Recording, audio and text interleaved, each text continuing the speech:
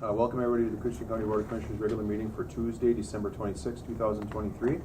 Would you help me open with the Pledge of Allegiance, please? I pledge allegiance to the flag of the United States of America and to the republic for which it stands, one nation, under God, indivisible, with liberty and justice for all. Thanks, everyone.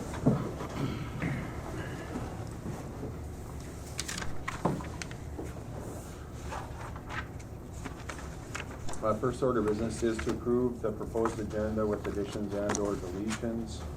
There is one deletion under D7, Public Health and Human Service Business. The deletion will be item 7 to approve the amendment to electronic document management of income maintenance charter agreement. And that's just something that Derek's been working on. We have to kind of change things up because our provider is moving on and we have to go a different direction. So we just have to get that vetted, is that correct, by the attorney for a second?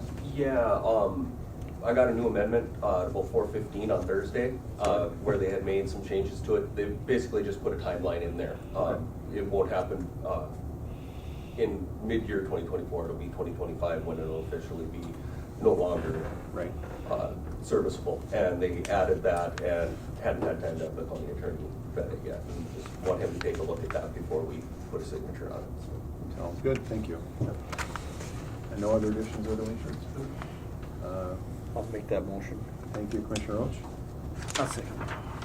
Thank you, Commissioner Hill. Any discussion on the agenda?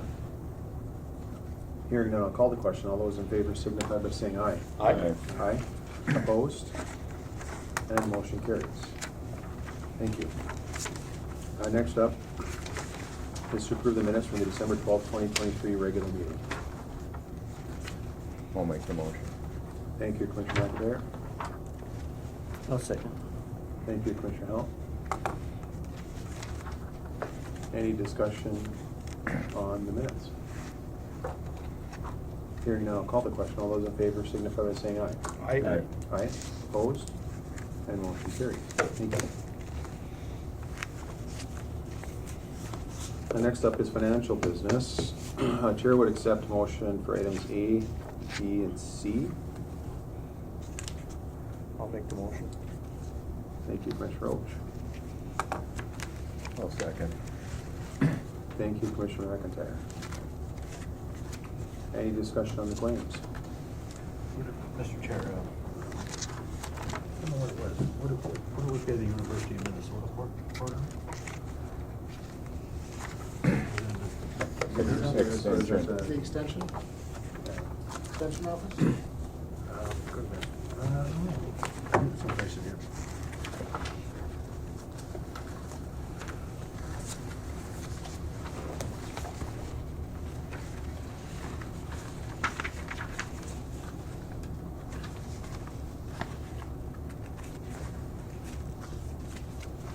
Pretty sure it was Like $14,000 for the university. Is that the extension? It's an allocation. That helps. My guess is extension, but I can look into that for you. Okay, thank you. It's a fourth quarter allocation. So that would be, I'm sure that would be an extension. I'm almost positive it's extension.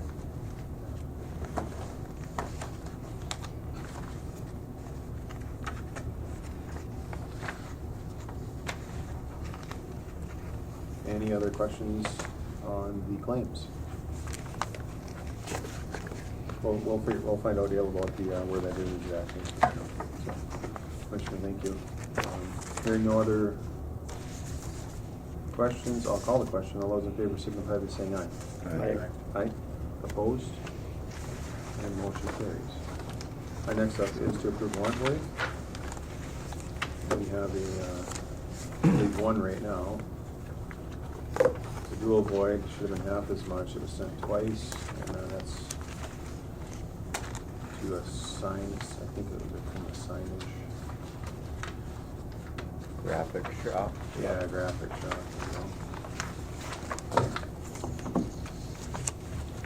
Third, accept the motion to approve the void. I'll make the motion. Thank you, Commissioner McIntyre. Thank you, Commissioner Hill. Any discussion on the void? Hearing none, I'll call the question. All those in favor signify by saying aye. Aye. Aye, opposed? And motion carries. Thank you. Next up is to designate authority to administration assistant to approve 2023 year-end claim payments. This is after the fact. That is just to kind of carry that over so we can pay the claims. There's no meeting. Yeah, we just want to give them approval to pay them before year end, and we will ratify in the first meeting in January. All right.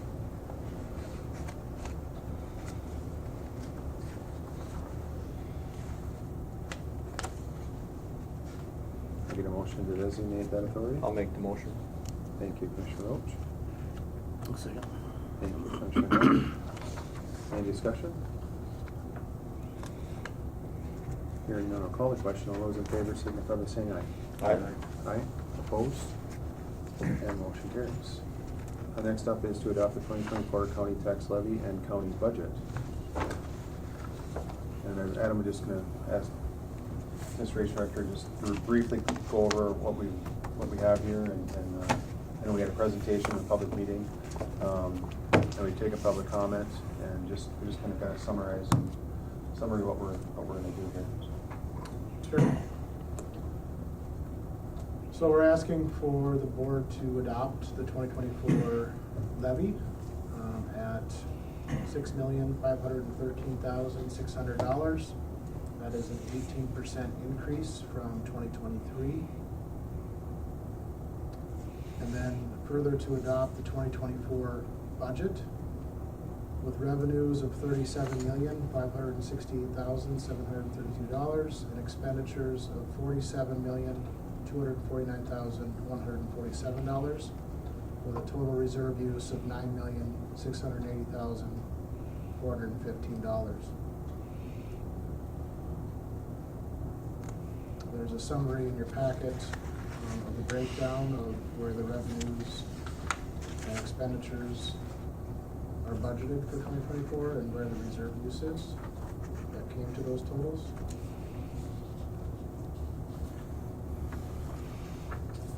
And then the requested motion breakdown is at the bottom. So to approve the 2024 net levy of $6,513,600, which is an 18% increase from the 2023 levy.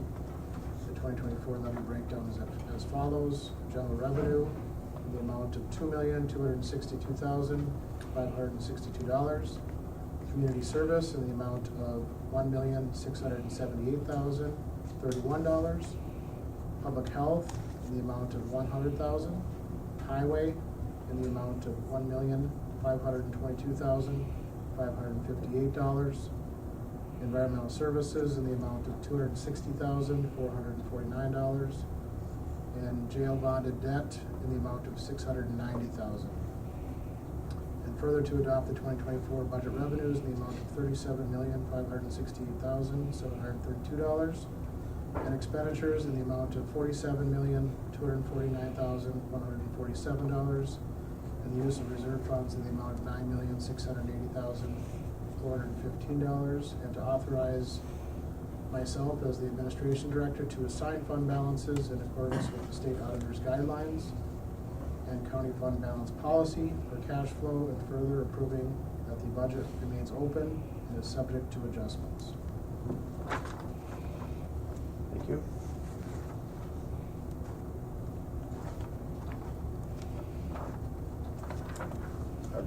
Request a motion to accept the county levy and county budget as presented. Make the motion. I'll second. Thank you, Commissioner Roach. Thank you, Commissioner McIntyre. Any discussion? Just one thing to note, that between the 37,568 on the revenue and the expenditures of 47,249, that bonded debt is the reason for that difference? For the jail bond? The majority of it, yes. Yeah, all but. 100,000, 100 and some thousand. Okay. Yeah. The jail project is 9.5 of that. estimate.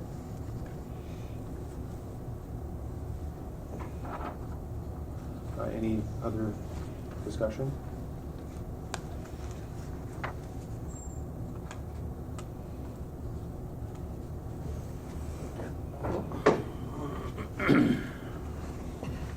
I appreciate everybody's work on all this too. I know it was a big deal, and I know it's a large increase, but we really are together, at least so far, up to in the budgeting process with some of these actions that we've taken to fund things and to expand our services a little bit. Obviously, that requires funding with some of the sheriff staffing model, and with the highway department, and also with a jail build that we have to have, and also future payments for that jail that we have to continue to make.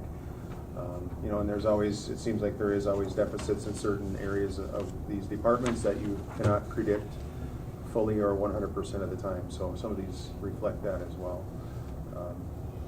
But a good job all around, really. I know it's a big step and it's a tough step, but I think we're together here with this, and we've had a lot of discussion about it over the last several months. Minus Dale, of course, with this year, but some of these things here have been looked at again and discussed again, and of course there's a different way to go, but that would result in lack of funding for certain areas and certain departments too. So, which would be it's very dramatic, actually, quite dramatic when you look at the fund reserves in said departments.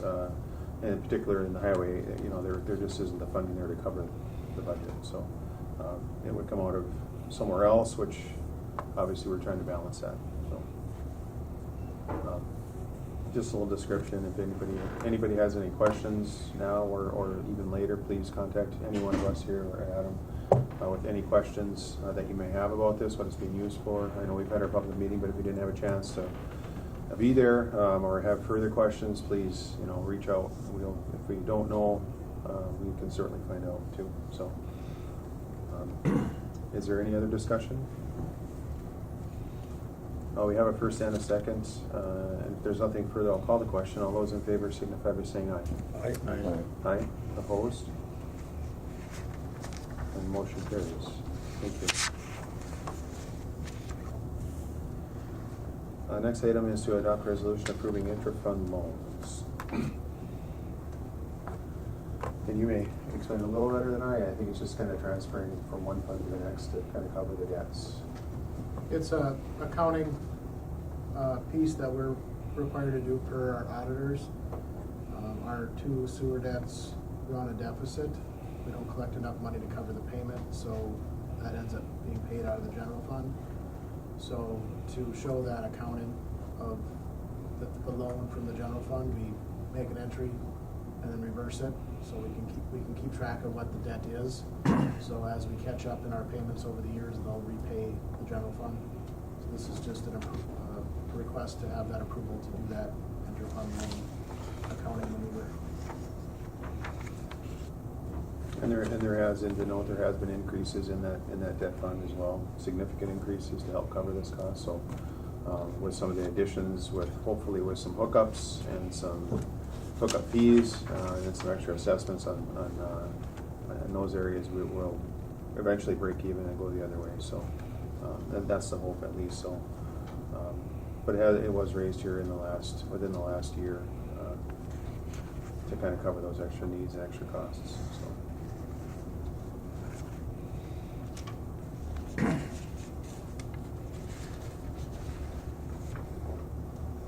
Anything else? Out of that. Okay, thanks. Chair would accept the motion to adopt a resolution approving intra-fund loans. I'll make the motion. Thank you, Commissioner Howell. Second. Thank you, Commissioner Erickson. Any discussion? Hearing none, I'll call the question. All those in favor signify by saying aye. Aye. Aye. Opposed? And motion carries. Next up is human resource business. Good morning. Good morning. Short list today. That's a good thing. Wow, it's end of the year. So the first item that I'm requesting is request the approval of the separation of our current jail cook, June Barron. She's retiring again. So that would have been effective December 18th. I also am asking we have an open eligibility roster currently. We were just trying to see if there would be any interest in the community, and we have not received any applicants against that eligibility roster. In the event that this actually developed. So I'm asking if we can, one, open the posting formally to recruit instead of from an eligibility roster to an actual vacancy. And then also I'm asking that the board approve that the position would also be prorated for a general sick accrual and a vacation accrual based on the full-time equivalent. During the strategic evaluation of all of our positions for earned sick and safe time, it was determined that this permanent position within the organization as a whole was the only position which did not receive such benefit. Historically, we're not sure why it was determined not to receive these two benefits, the general sick allocation and the vacation accrual. So we have other permanent part-time positions within the organization that do receive those two based on their full-time equivalent hours. So we're asking that this position follow that method. So it's equal. I just think it's fair. Okay. So the position works an average of 28 hours a week.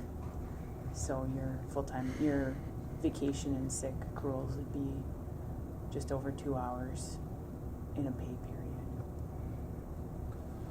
Absolutely, it's only fair, and thank you to June too for stepping up and really making the building smell good on the day that she's here. Yeah, she's... Making everybody hungry throughout the whole campus. Yeah, I know, it's like breakfast. Yeah, so certainly appreciate that. Yeah, and it certainly does sound fair to you, and honestly, it should be eligible for those benefits. And then when you say a full out vacancy, you're going to go papers, things like this here? Yeah, Okay. Just rerun the ad instead of an eligibility roster to a full vacancy, Okay. soliciting applications. Just try to re-drum up that interest again. Fingers crossed. A temp that's currently within the department is willing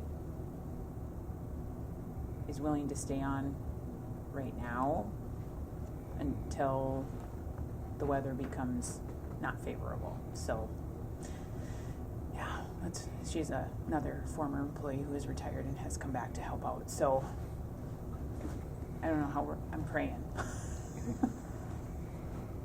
Nice. Sounds good. Pleasure of the board. I'll make the motion. Thank you, Commissioner Roach. I'll second. Thank you, Commissioner McIntyre. Any discussion? Questions for Mary? Where's the Hearing none. fallback plan? Cross our fingers right now. Currently, the fallback plan is the jail administrator and the correctional officers. We would have to start doing food prep unless we fill the vacancy. Right. I guess we had this discussion before about, it just seems to me like that, there's gotta be some place where they can get together with the other food prep. So the nursing home and the community caters to the hospital. They're not willing to take on any more additional business. The school district doesn't have enough staff to provide any catering services. They can hardly fulfill their need to create lunches for the students. So we have to figure out a solution. Yes, right now we have a temp hire in that position that's helping out. We have the DOC guidelines that we have to follow. the jail administrator is fully aware of what that all is. We just gotta find a candidate. I think we can do it. We might have to get creative. I just don't know what that means, because I just don't know what's gonna come across the table yet for applicants, because I haven't gotten any. We have some potential interest, but nobody's filled out an application. We've had word on the street, people might apply, but nobody's submitted. So I can't promise anything until I get a piece of paper that says I'm interested. So, Well, yeah, we'll work on that creativity. I mean, I think that's. you're gonna have to think outside the box. Yeah, I think so. Yeah, That's a good idea. they do work right now. I mean, the position works 5 days a week, and they do cold lunches and ordering pizza, and they do fill some of those vacancies already because the position's not here in a full-time capacity with cold lunches. So again, I'm not the fully knowledgeable person that's the jail administrator, so we can have a discussion with her during personnel committee, I think would be an appropriate place to further evaluate some of this, so we can definitely do that. I just am asking if we can create the vacancy and open the door for full recruitment efforts. Yeah, certainly that's a good step forward, so we'll go from there, I think. I know the plan B or plan C, I guess, would be that, I think what Dale's asking, Commissioner Erickson's asking about plan C. We have a temporary setup on site, but what if that doesn't work out? Right. If we don't get any Yeah. applications, so. I understand the ramifications of it, but if we have nobody, the jail administrator has to figure it out. That I'm not operations for the jail, so Absolutely. There are outfits within the town that are in the business of feeding people, unless there's some not just restrictions or something that corrections places on it. There's delis, there's this, there's that around town. Yep. It just seems Super like One a formal. problem that shouldn't exist.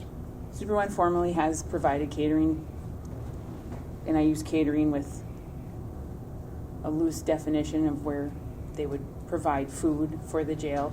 They have terminated their delivery effective January 1, so they will not bring our order to us. We would have to send somebody to go pick it up. It would be multiple runs, and it would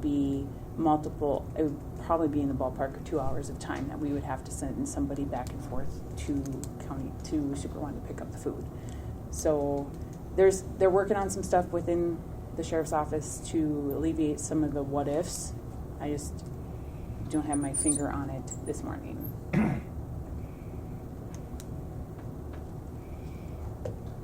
Any other discussion? We have a first and a second. If there's no other discussion, I'll call the question. All those in favor of the employment separation and authorized filling the projected vacancy, say aye. Aye. Aye. Opposed? And motion carries. Your thoughts are understood, Commissioner Erickson, too. It's a question mark across the board for lots of people. Yeah. Next is to approve an employment separation for the full-time E911. Yes, Sam Richard separated from the organization effective December 22nd. Again, we would be posting this internally as a union position, so any current non-permanent part-time E911 correctional officers would be eligible to post for that vacancy first before we go public, and that would be it's a 5 business day window. For most of our contracts, LELS stipulates 7 days, so it would be open till next Tuesday. Yep, and then I would run after that. If we didn't have any interest, I would try to recruit externally. All right. Thank you.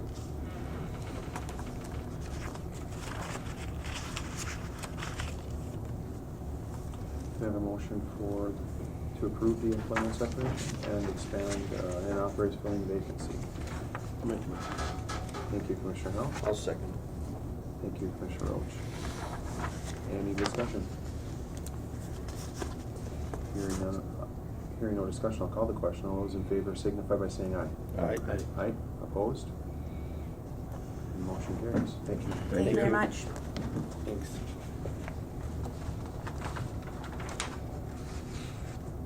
And next up is to adopt airport grant resolution. It's just a percentage of grant for the parking rehab, snow removal. There's some federal funds committed, state funds committed, and the grantee has funds committed. The grantee's funds are 42, being Koochiching County and City of International Falls. The total grantee funds are 84,162.48. Our portion of that is $42,081.24.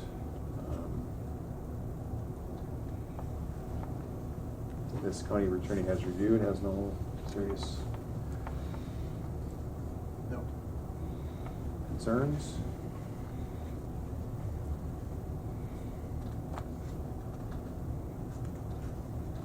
So again, you're looking at, almost $900,000+ for $42,081 to help do these rehabs and stuff. So that's a true sign of the the commitment of the federal and the state governments to help us along with this here. From honestly, for $42,081, that's a pretty good return on our funds. So I must say, but It says excluding land acquisition. What's the full picture? you cannot buy land with these funds. Right. It's designated within what they specify within the grant. That would indicate that you need to buy some land? Not necessarily. They've expanded that land purchase. A lot of that was done years ago. They still, I shouldn't say years ago, a couple of years ago, they bought some extended land when they expanded the airport. Some of that property, some of it was being used and some of it was purchased. Some of it was purchased long ago for the runway flight paths. That was some of the concern of the runway flight path. They expanded the runway flight paths, and you can't have any houses or dwells in that flight path or within a certain amount of that flight path. And there's kind of a sheet that shows what that is, and it obviously it's like a triangle. It narrows up, it's wide, and then it narrows to where this is, and it's kind of in different stages of how far this width has to be from the airport runway. But that's what I believe that's for, is for that. Oh, the wording could make you think that there needs to be some land acquisition, but if it's just I hope not. meant to mean that you can't use that money, I mean, I understand that, but I mean, Yeah. you could interpret this as saying that you're gonna have to go buy your own land, so. Yeah, and I'm not sure. I don't think is there any land purchases in the No. horizon? No. I don't think there is. They bought all the land across the road where they moved the balloon Yeah, that's right. Yeah. thing to. They got that from the Schobergs. Yeah. And I believe that stops. They bought both the dad and the son's lots together. Then there's one more lot behind it that a guy owns, but as of right now, there's nothing on that. Basically a field in behind there going to the south, I think, isn't it? Yep. Yep. Yeah, they did some material management over there from the airport runway. They had some piles of stock over there, and then also on the other side in Ewald's field there that they had too. So, Mr. Chair, yes. just want to make sure that the recommended motion is to also approve board chair signature and county attorney signature on the resolution. Thank you. Yes. And I will need a first and a second without that yet. I'll make the motion. Thank you, Commissioner McIntyre. I'll second it. Thank you, Commissioner Lynch. Any other discussion? Hearing none, I'll call the question. All those in favor signify by saying aye. Aye. Aye. Opposed? And motion carries. Thank you. The next item is to reappoint member to Koochiching County Extension Committee.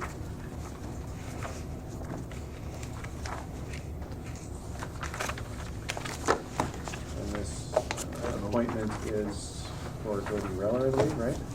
Correct.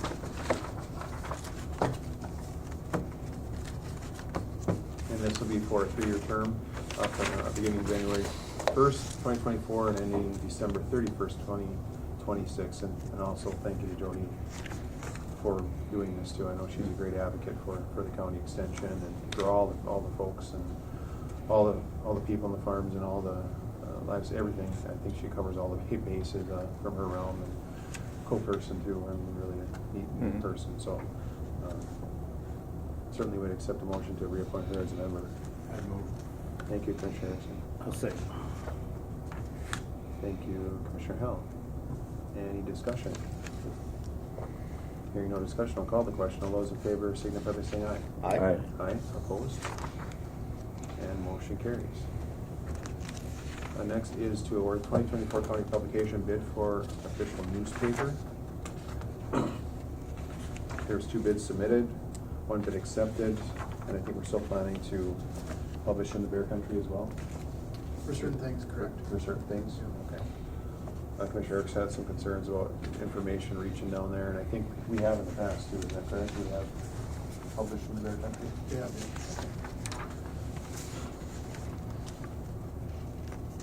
So this motion is to recommend award legal bid to the Rain Lake Gazette for 2024 and continue to publish in the Bear Country Chronicles. I'll make the motion. Thank you, Commissioner McIntyre. I'll second it. Thank you, Commissioner Roach.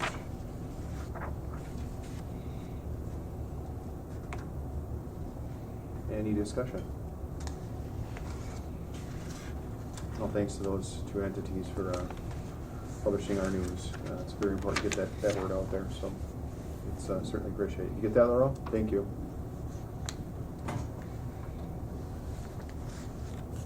Any other discussion? Hearing none, I'll call the question. All those in favor signify by saying aye. Aye. Aye. Opposed? Motion carries. Thank you. The next up is auditor treasurer business. Are you looking at getting the tax statements done? Yeah, outsourced.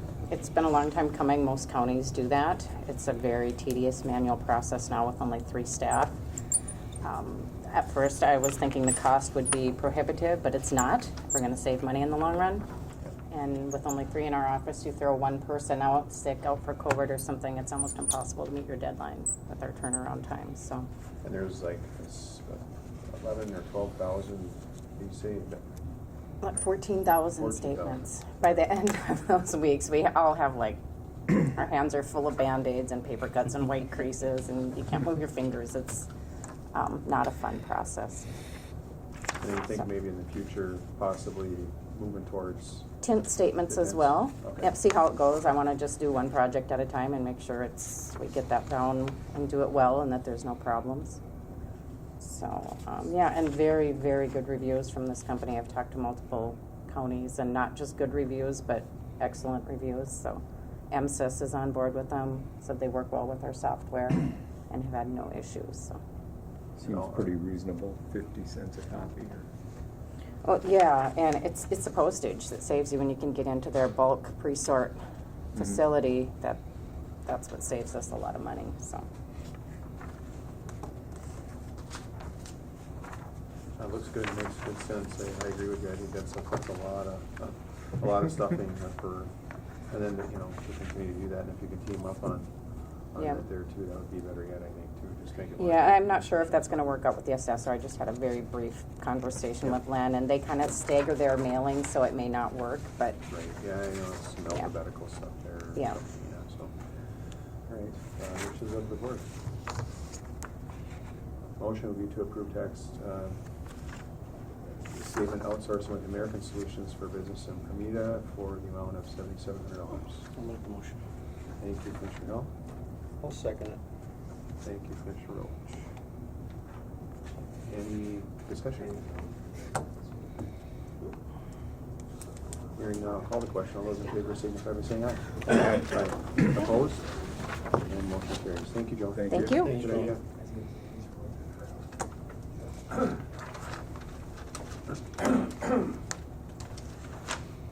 Next up is sheriff's business. Hi, Barry. Morning, how are we? Good, how's it going? Good. For a Tuesday. For Tuesday, yeah. In December with December. rain. With rain and ice, yeah. And you have a few things today. Yeah, if I could go off on, I kind of listened to the conversation about the jail cook stuff. Yes. You had mentioned, catering, and we're exploring all options. One of the options is a lot of jails use like a food service company. So we've reached out to a lot of vendors. So far, there's only one interested vendor. They're currently in Roseville County, Minnesota, but they're going to send us a proposal. So that'll be a topic of discussion too. Because the board's gonna have to make decisions with as much information as possible. Food service companies, obviously it comes at a cost, but you're gonna have to weigh the options. And then I think we can move forward with that. So I happened to hear the conversation. I didn't get a chance to join in, but I thought, just because it's one of those things we're working on constantly. Well, yeah, and it's tough because I think it's across the board.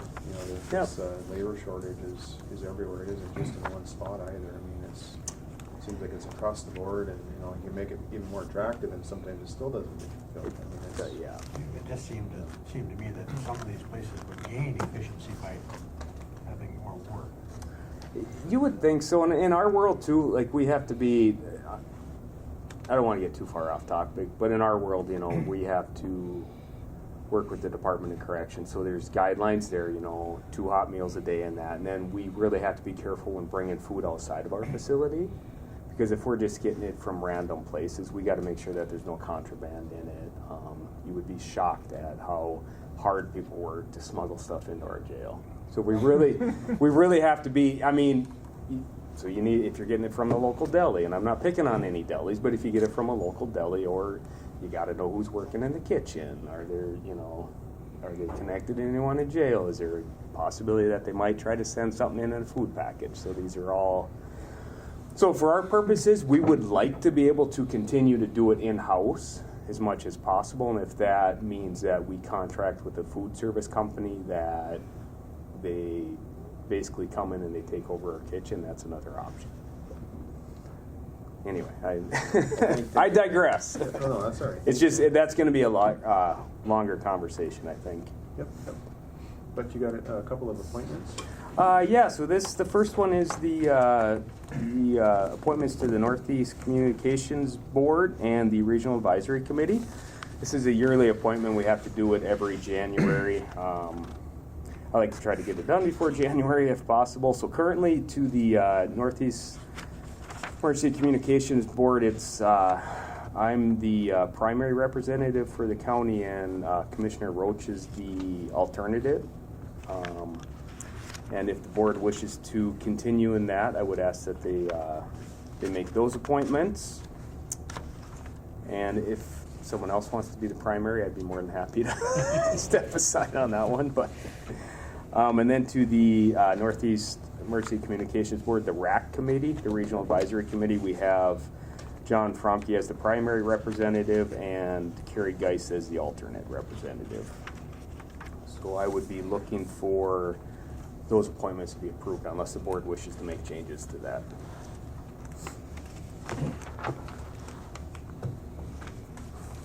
Wishes of the board.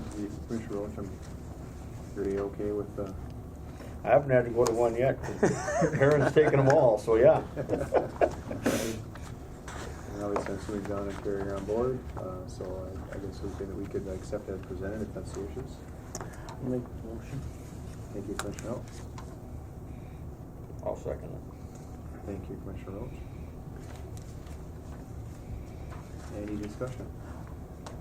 I do think, and then just probably, I didn't note it in the, but I do have where Adam would sign the form. So if you want to make that part of the, authorizing Adam to sign the appointment form.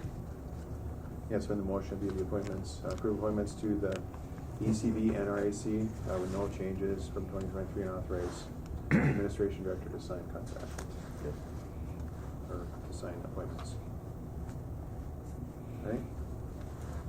Is that okay, Commissioner Roach? That's okay with me. All right. Any other discussion? Hearing none, I'll call the question. All those in favor signify by saying aye. Aye. Aye. Opposed?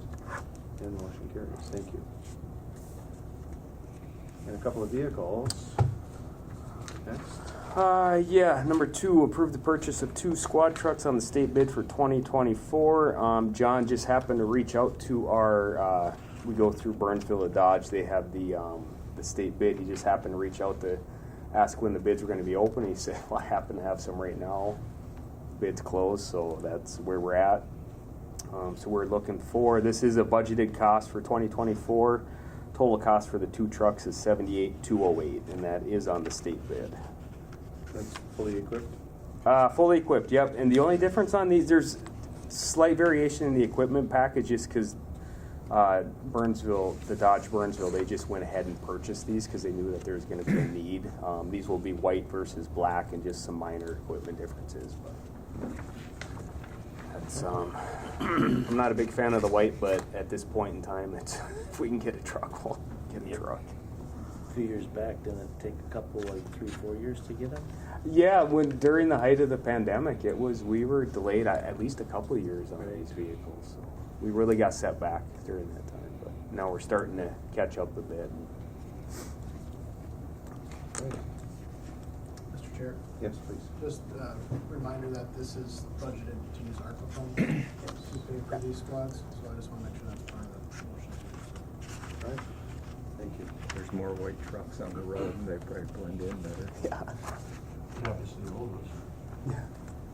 What? We have we will the keep. replacements. We will keep. I think we're scheduled to keep all the trucks that we have in our fleet right now. I'm not gonna lie, we had a couple. We're getting 170, 165 with a couple of them. So we're keeping up on the maintenance. We're gonna keep those running as long as we possibly can. Normally, in the past, we have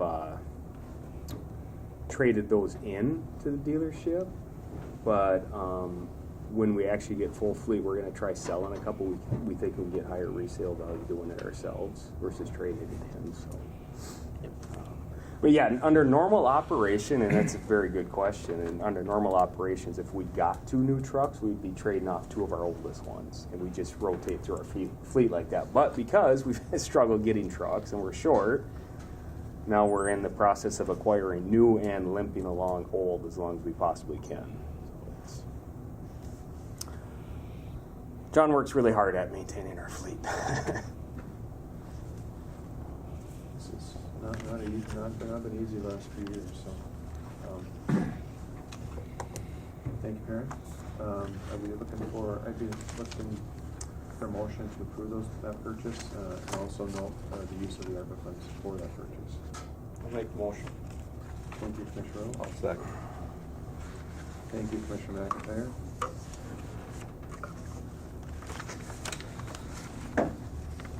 And just for a little explanation, the RPA funds that we're using for this, we had allocated money over through this pandemic and recovery, situation for the counties, and this funding here is the funding that we've had and sourced to these here and other areas of the budget actually in 2024.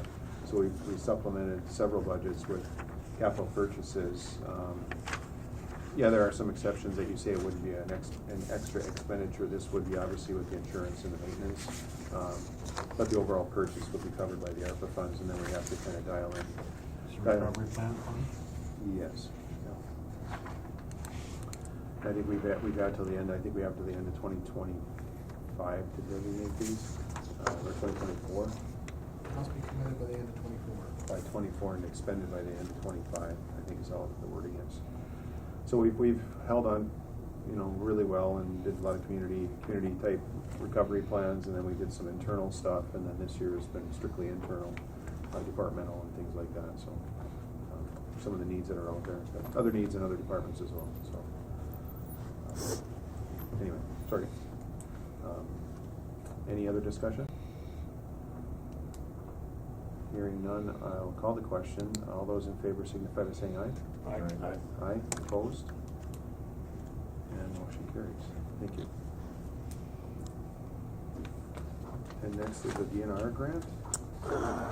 There's 2 DNR grants. This is the DNR ATV grant for the performance period of 2024 to 2025.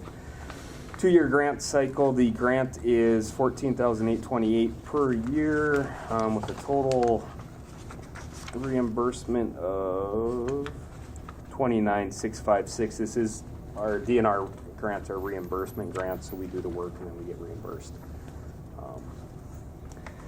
This grant we've used a lot in the past to not only provide patrol hours, but also purchase equipment, needed equipment for our fleet. So I would be looking for approval and then for board chair's signature on the contract.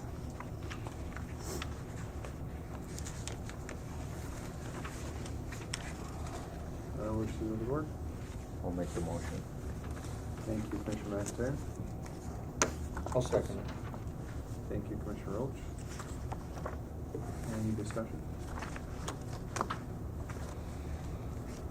Hearing no discussion, I'll call the question. All those in favor signify by saying aye. Aye. Aye, opposed? The motion carries, thank you. And next we have the tasers. Yes, so this is the, if you remember, a couple weeks ago, we had the discussion on tasers. I think it was a very good discussion. After that, we reached back out to Taser and said, we're interested, but we need the basic plan. We don't want the deluxe version. So we got it down to a total cost of $40,618.20, and that's spread out over 5 years. So the first year payment would be $8,000. That payment would be made in 2024. And then for the next 4 years, it would be an annual payment of $8,154.55. So we got it down almost. I think our initial quote was about $58,000. So we really knocked it down almost about $1,000 per taser. But we basically said, look, we want the taser, we want the holster because you have to. It doesn't fit in the old holster, of course, and we want the cartridges. We don't want all the other fluff that you sell us. Good job. So we're happy. We're happy with what they came back at. And then we have the first year payment, 2024, already budgeted. That was money that we were going to use to purchase our new Glocks, but we're confident we can put that purchase out for a couple of years. So we would simply use that money to make the first year payment on the taser, and then for the following years we would have to budget that $8,145 or whatever I said that was. Yeah, or $154. That would be our plan moving forward if approved. Good work. And so we get 14 new tasers. That'll be enough for everyone. Yep, that'll be enough for everyone. Yep, and then we'll still maintain the old ones that we have. Because we will use those up for our jail staff, and then those will be a backup. So we'll maintain. There's no cost to us maintaining them outside of getting a couple extra batteries if we can. So. Sure. Sounds good. Good work. Wishes of the board. I'll make the motion to accept. Second. Thank you, Commissioner McNair. Thank you, Commissioner Erickson. Thank Karen for all digging into this too. Actually, John deserves all the credit on that. He was the one that did all the dirty work on it. Well, thank you, John. Yes. All right. I just hope he makes it back safely from Christmas. Yeah, I know. Unbelievable up there right now. But we have a first and a second. If there's no other discussion, I'll call the question. All those in favor signify by saying aye. Aye. Aye. Opposed? And motion carries. Thank you. And this is the other half of it. Yeah. So now this one is the DNR snowmobile grant. This, once again, is a 2-year grant cycle. This one's always a little bit less. This is $10,511 each year for a total cost of $21,022. Once again, we use this grant to purchase equipment as well as provide patrol hours. Like, say this year, John has a plan to purchase a snowmobile this year, and with the lack of snow, it's a good year to do it because we're not going to have the. we don't have the. I wish I had one to sell. Yeah, it's one of those years where it just worked out in our favor where we don't need. Yes, and that's a good one too. Yep. But yeah, we just don't. We're not going to have the need to, unless we get a ton of snow and late end of the winter. We're not going to have a lot of patrol hours, so it's a good opportunity to flex it and then purchase a new snowmobile with it. So They'll be on sale at the end of by March. and it's a good. So and me and John have been talking about this, like timing of it, like when and waiting as long as possible because if we wait, I think we can really leverage our money and Better price. yeah, Way better price. because I would imagine people are going to look at offloading snowmobiles. They already started. Yeah, if there's snow checked ones and stuff, sometimes they're $5,000 off. And to your point, on the youth education class, so the DNR already does a lot of that, and we've partnered with them in the past before, but as to continue that partnership with them, and if we can offer new training So opportunities. that does happen on Yep. a regular basis? Yep, and usually through the DNR though, they usually do it. Yep, if Part we're, of the grant? it's not a big part of the grant, but if we're available, like if they're putting on a training class, we'll join in on them and stuff, so. it's- I mean, I think that's pretty valuable. It is, yeah. I remember- Hate to admit it, how reckless I was. It is just, yeah, well. That was 40 years ago though, right? Probably 50, but. But it brings up a good point. Anytime we get an opportunity to, and if the grant provides us an opportunity to interact with the youth of our communities, whether it's snowmobile safety, ATV safety, boat safety, firearm safety, those are things that we really want to take advantage of. You know, it's really interacting with the youth in a non-adversarial role that's really beneficial. So, Non-disciplinary. yeah, non-disciplinary. Yeah, my boys had to go through all those little training things, and they're helpful to scare him a little bit so he doesn't go crazy. We do the ATV training in my front yard every year. They tear up the grass and it's perfect because I don't have to mow that part of the grass. That works. He's gonna love the way he looks at things, right? And I should say I'd be looking for board signature on this one as well. I'll make the motion. I'd second. Thank you, Commissioner Roach. Thank you, Commissioner Erickson. Any further discussion? Excuse me, Mr. Chair? Yes. Sheriff, just in the RBA, is he asking for approval to purchase a snowmobile? I don't think so. What he's looking for is, because we sold, I think he's just asking for the funds that we are going to be receiving from our auction be placed in the Sheriff's Fine Contingency Fund, so then we can flex those funds to cover any additional costs of So the you want a snowmobile. motion to approve authorizing those funds be deposited there? or- Well, because we haven't received those funds yet, I'm thinking that should be a separate Okay. board So- motion, honestly. Just deal with the grant right now? I think just deal with the grant. Yeah, I was looking at that, and I know what John's saying there, but I think that should be a separate board motion. And then, because we don't have the money from the auction yet, and we also don't have a snowmobile to purchase yet. So I think we just need to slow down a little bit on those and approve the snowmobile grant first. And then when we receive the funds, we'll come back for that RBAs. Thank you. Sounds good. Sounds good, Commissioner Roach. Eric? Yep, sounds good to me. All right. Any further discussion? Hearing none, I'll call the question. All those in favor signify by saying aye. Aye. Aye. Opposed? And motion carries. Thank you. And one more.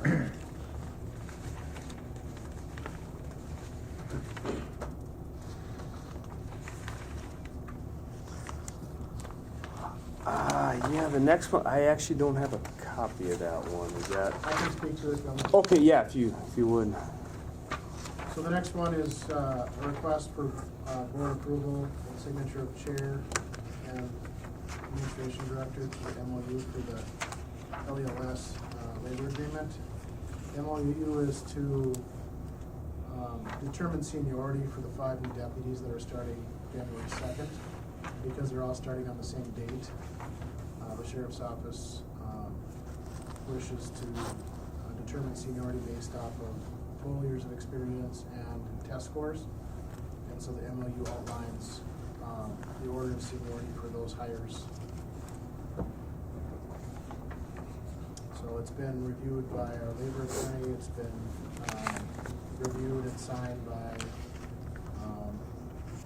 the LS meeting rep as well as the steward, so just in front of the board for consideration. It looks like you just offset the starting days to kind of determine, or is that separate from? I think that's separate. I think this is just an MOU spelling out this is the order of seniority.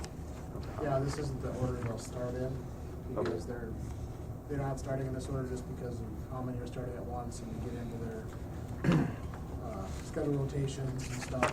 So this was a fair way that everybody could agree to, should there be any, ties that they need to break seniority. Okay. Thank you. I'll make the motion. Thank you, Commissioner Arquette. A second. Thank you, Commissioner Howell. Any discussion? All good, all right. Hearing no discussion, I'll call the question. All those in favor signify by saying aye. Aye. Aye, opposed? Get a long list today. Yeah, that was a lot. Yeah, thank you very much. No, thanks, you. Karen. Thank you. I'll grab a couple signatures. Morning. Morning. How's it going? Thanks for hanging out with us here. Yeah, no problem. We're a little ahead of schedule, but that's fine. I think we're okay. You're here. Everybody's here that needs to be here, so, yeah, if you wanna get going. All right. What's up, Wade? First thing we have is the void of 2 warrants, one for $100 and one for $164.90. They were from the client flex funds, one for a bill and one for a Medicare Part B premium. So, Make sure we accept the motion to approve them. I'll make it. Thank you, Commissioner Hill. I'll second it. Thank you, Commissioner Roach. Any discussion on the voice? Hearing none, I'll call the question. All those in favor signify by saying aye. Aye. Aye, opposed? And motion carries. And next is a donation. Yep, the VFW donated 126 pairs of mittens and 82 hats in different sizes for kids and adults. So just want to acknowledge that donation, and we'll get those out to the people that need them. Excellent. Awesome. Thank you to the VFW Post 2948. And you have these donations on site? Yep. For folks to pick up. Okay, excellent. Yep. And another donation. Yes, Faith United Church donated 2 gift certificates totaling $269 for Menards and Super One. They want them for social services to distribute them to a community family in need. So, Nice. And do we have to acknowledge or accept the donations through a motion? Historically, we have not, just an acknowledgement. Okay, we can do the monetary reason, okay. I can look into that, I'm not sure. Okay. Thank you. I think item 3 will maybe ratify that at a later time, but thanks again, thank you to their donation for that gift. yep, and thank you notes have been sent to those organizations as well. So, Very nice. The next is the approval of the LSS guardianship purchase of services agreement. yeah, this is an agreement between us and Lutheran Social Services for guardianship services. The county, in a guardianship case of a vulnerable adult, county agency can be appointed as emergency guardian for a term not exceeding 90 days. The goal is to get it done before that and transferred to Lutheran Social Services if there is not a family member or somebody else willing to step up and take those guardianship services of that person. So. And this is just our agreement with them to do that service for us. We're contracted with them because we can only go for so many days. All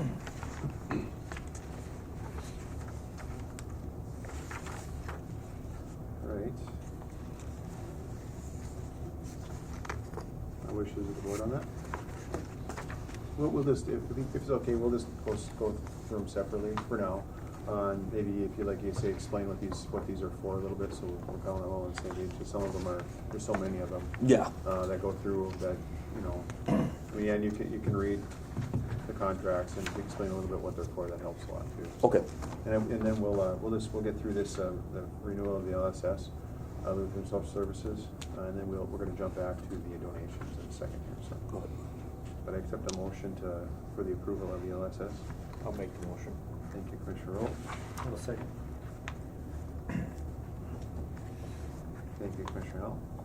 Any further discussion on the LSS agreement? Hearing none, I'll call the question. All those in favor signify by saying aye. Aye. Aye, opposed? And motion carries. And we will go back to, if you wouldn't mind, I missed it. It was in the packet, I guess, my mistake. Apologize. To accept the donations, acknowledge and accept the donations of the mittens and hats from the VFW Post 2948, and also the donation of gift certificates from the Faith United Church.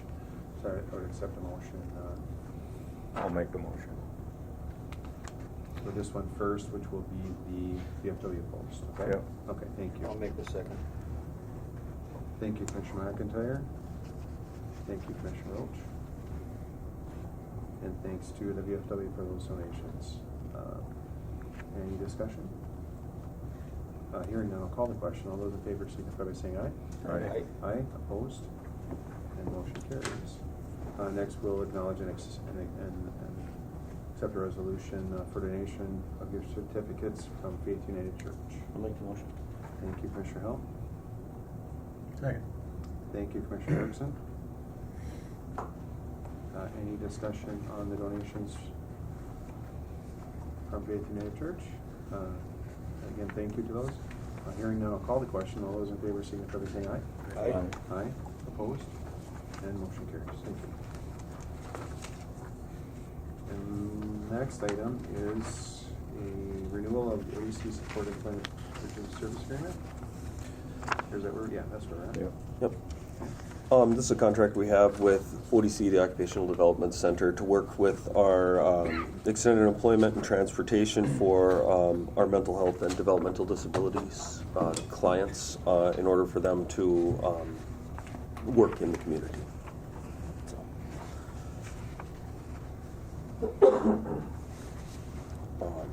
Great.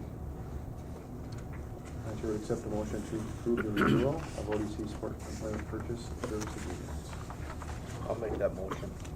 Thank you, Commissioner Roach. I'll second. Thank you, Commissioner Hill. And thank you, ODC, for supporting on Yeah. that. Thank you. Northern wouldn't be the same without Matt running around.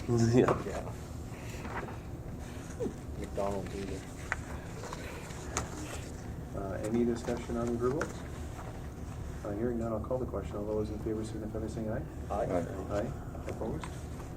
And motion carries. Thank you. The next is a day service, ODC day service purchase of service agreement. Yep, this is another one that we have with ODC for transportation services for the participants as well as their developmental achievement support services. These are for the adult participants. Yeah, it's transportation to these day services to get them out and about in the community. So. Thank you. Wishes of the board.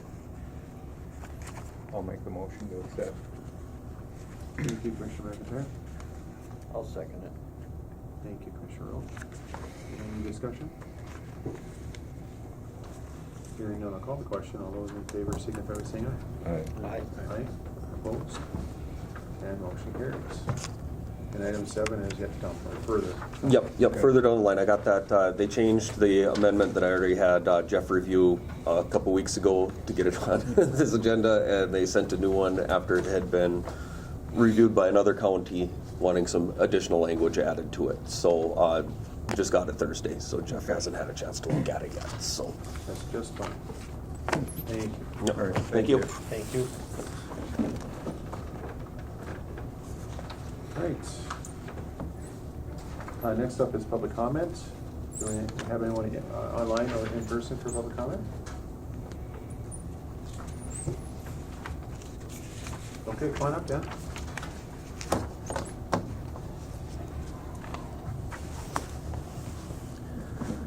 Morning, Commissioners. Oh, Thank great. you for your time. I'll introduce myself first. I'm Dan Manick, business agent for Local 49 for the last 5 years. 30 years prior to that, I was a heavy equipment operator for Koochiching County. Thought I was going to finish out my career here. Started looking at my para estimates, Social Security estimates as I approached 60 years old. And it hurt like hell to have to leave here after 30 years. I worked out of the Silverdale shop, and one-man shop, just like over at Birchdale and Gary. We took so much pride in what we did. That was our area. I was the constable, right? There's no law enforcement down there, so it was a tough choice. This job came up, and just the opportunity to represent, knowing I was going to represent these guys, I hated to leave my people behind. Mm-hmm. You know, so I'm still here today, fighting for the guys that I worked with for 30 years.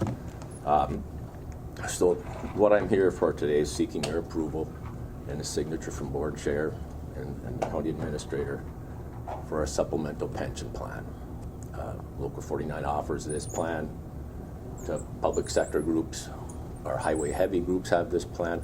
We're kind of piggybacking on what highway heavy does. When you see these contractors in town, Ullman Brothers, KGM, and any of those contractors, they are paying in about, right now it's about $11 an hour into the plan. I've shared some documents with you through email, and I do have copies if somebody wanted any of that stuff, because I may refer to those. Anybody interested in print copies of what I emailed out? I'll just pass them out. You can take them with you, and I don't mind that they'd be a matter of public record. We're not going to hide from anything with our plan, but one of the documents showed our assets, in the billions, and there wouldn't be billions if we just relied on our public sector contributions. We're kind of piggybacking on what highway heavy does, and all the man hours we put in on the highway heavy agreements. It is a North American thing. We've got like 180 different locals that contribute to this, and a lot of it is their highway heavy stuff. Right now, we're requesting the employees would like to put $1 an hour of their own. It's like a wage allocation.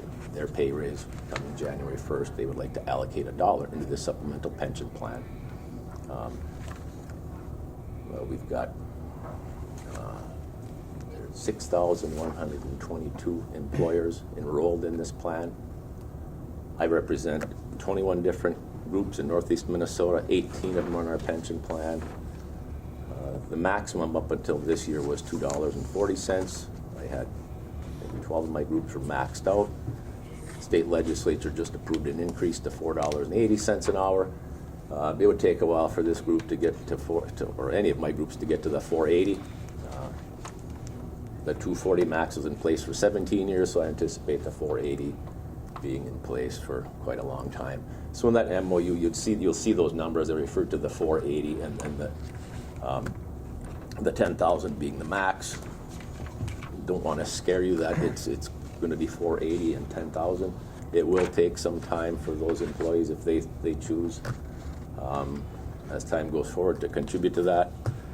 We're trying something different. Coming before the board today, we brought this up in negotiations probably for the last, I don't know how many years before I was here. Our pension plan has been in place since 1960. And I was reminiscing this weekend, going through some of my old files when I left the county garage. There were some cool memos that we have gotten in the past from different engineers. That's like, we laugh about some of the stuff that came through emails. There was documents back from 1990. The labor attorney was Steve Facker, and I think you still may employ that law firm. In 1990, that our plan was referred to, and they're always talking about withdrawal liability and the risk, and as we negotiated through all these years, I don't know, as an employee and now as a business agent, when we negotiate and we sit at this table, I don't know if anybody ever went back to the commissioners as a whole and said, hey, here's what they're proposing. The negotiating team with the attorney sitting here kept turning us down. And one of the things they talk about was withdrawal liability. And I really think, I know that obviously I'm not trying to be a labor attorney. There's a big difference between a withdrawal liability and insolvency liability.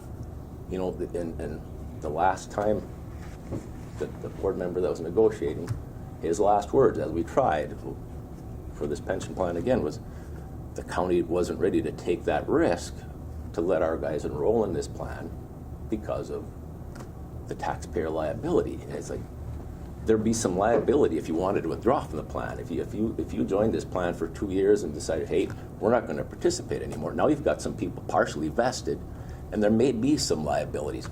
Once our people are vested, one of the documents I shared with you was our annual funding notice, and it talks about this pension guarantee thing. There is things that happen if our plan becomes insolvent, that there's some insurance happening with it. Guys and gals aren't going to get their full pension, but that withdrawal liability thing, it's totally different than if our plan was going to go insolvent. So we've constantly been sharing how well our plan is doing. Right now, we are currently funded 107.2% at our last annual funding notice. We are up over 109%. We'll see that that document will come out probably about February or March. You know, so I've always been, and previous business agents were showing the health of our plan. And I don't know if anybody's ever brought up the difference that we've grown from 94% funded in 2016 to we're up to 109. We aren't going to be insolvent. 35 years ago, Attorney Fecker talks about withdrawal liability. We are here today with a plan that has only grown from, I don't know how many billions we had back in 1990, and we're up to 23 billion. Some of the documents I shared was para. I am going to be one of those para retirees. You know, Social Security over the last 3 years, the increase is around 17%. I've never paid much attention to para. When I retire, I'm going to collect a para retirement because of my employment here. But just for the sake of, I'm going to this county board meeting, I guess I'll do some research on para. The last 3 years, para increased while inflation has been skyrocketing. Para increased 4%. So all these employees that have been leaving here, my former co-workers, para's not even keeping up with inflation. So through history, all the guys and gals I worked with, we just weren't good about putting money away ourselves. We always wanted this pension because, hey, it's going to come out of that paycheck, whatever it might be, 50 cents an hour, $1 an hour, whatever it would get to. Wages in the past haven't supported a lot of 401k funding, and here I am as a business agent. The group is still requesting the pension plan, and I want to try something different by approaching the board. For at least 30 years, or say 1990, that's the first time when Steve Fecker rang the bell about withdrawal liability. How do I ring a bell in 35 years of somebody telling board members previous to you, hey, we don't want to do this? I'm sure Adam is finding a lot of documents about withdrawal liability in history of negotiations. I can't unring the bell that was spoken 35 years ago, and we've been coming here banging our head against the wall. We always wanted to just do our own dollars, and you see the health of the plan. This plan is going nowhere. There's going to be no insolvency. One of the documents I shared with you, it does show, it was the I don't know if it's called FASB document. It mentions 2014 employer withdrawal liability, and once again, they don't say anything about insolvency. But the dates on that, there's no withdrawal liability for any employer who may completely withdraw on or after February 2014 and prior to February 1, 2023. In 2014, we gave every employer that contributed to the plan a free pass. Our plan was doing so well. We did a reset. If Koochiching County had been contributing from 1960 on, from 2014, all we looked at was going forward. Even if you were an employer, if we signed you up for 2 years and you had some chance of withdrawal liability, in 2014 we gave everybody a reset. We're not going back. It's like everybody started fresh with us. So there wouldn't be a 60-year history of somebody being on the hook for our withdrawal liabilities, or, and I hate to even say it, the insolvency, because nobody's ever talking about insolvency. We've got in the annual funding notice, Pension Benefit Guarantee Corporation, there's a formula in there, and I've tried to figure it out, like, thinking about, now I am enrolled in this pension. I do need 5 years to be vested, so I'm about 6 months away from being vested, so I didn't even bother to try to figure out, okay, how would that affect me if it goes insolvent? It's not even a concern of mine. Some of your local communities and your constituents already, City of Big Falls has been enrolled in our pension plan for quite some time. The Koochiching Sanitary District is in our pension plan. The City of High Falls is in our pension plan. Some of the other neighbors, Big Fork, City of Orr. This is a great supplement to try to, one thing it would do, I was fortunate enough to be hired with the rule of 90. I lorded that over my coworkers for years and years and years, and when I finally got to be 59 years old and I looked at what the rule of 90 meant to me, it was nothing. you know, and I had to make that decision. I thought that was, wow, I can get my full retirement. My retirement after 30 years was going to be, with para, was $1,911. And thank God I didn't pull the pin, and then COVID hits, and I got to try to live on that plus my Social Security. So, couple benefits for you. I would have left early. I'm here. I'll be 65 in April. When I made the decision to leave here, it's like, you know, if I stick around with the county, I'm for sure going to be working till 65, 66. Well, here I am. I'm still working, but I'm trying to make a difference for these people that I've left behind. I walked away, but I don't want to leave them behind. I've told my coworkers in Local 49, I'm not going to retire until Koochiching County gets in this pension plan. Kind of tongue-in-cheek, because I may be 100 years old, depending on what direction we go. One benefit you have, in the email I sent to you board members, the difference in wages on our pay scale now. From the top of the pay scale, if you get somebody leaving that's at the top of the pay scale and nowhere else to go, the difference was $7 some an hour. You're going to save $15,000 a year if somebody leaves here 2 years early. Generally, our older employees, more senior employees, are a bigger burden on your healthcare system. The other thing, attracting employees. We've had people actually come to work here that didn't ask enough. They just saw that we were Local 49, and they came here.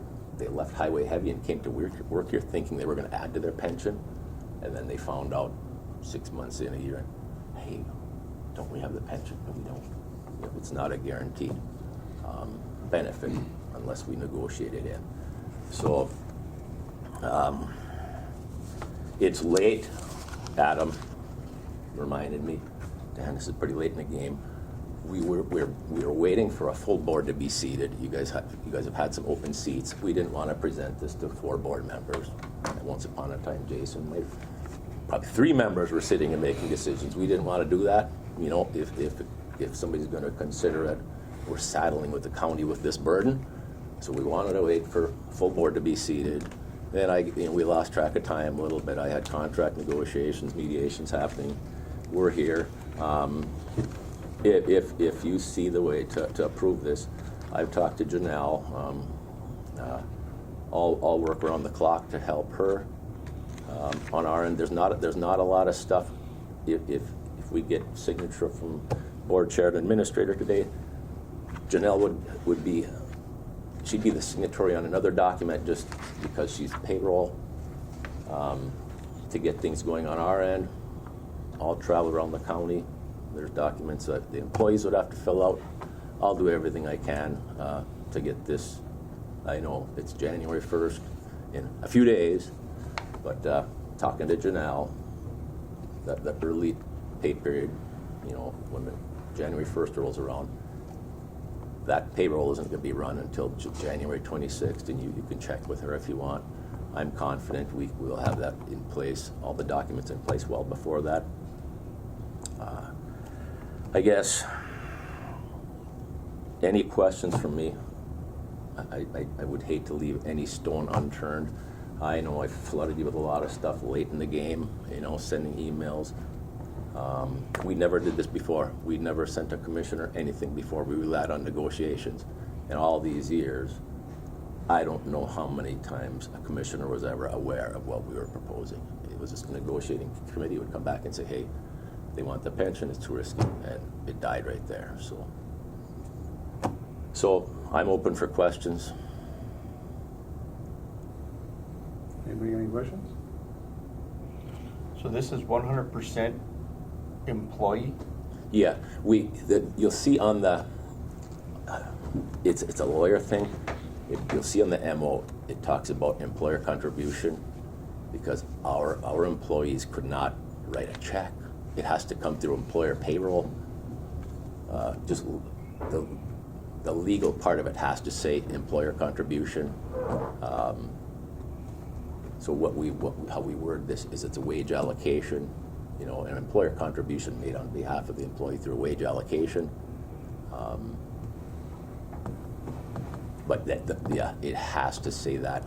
I've actually proposed changing that, and my attorneys have sent contracts back Dan, you cannot say employee contribution because it makes it sound like they're just writing a check, which they can't. So then what would the liability be for the county? If it would just be based on the contributions, future contributions, or how does that kind of roll out? I guess with the withdrawal liability would be before people got vested. If the county said, hey, we don't want to do this anymore, you're withdrawing because of withdrawal liability means the employer is withdrawing.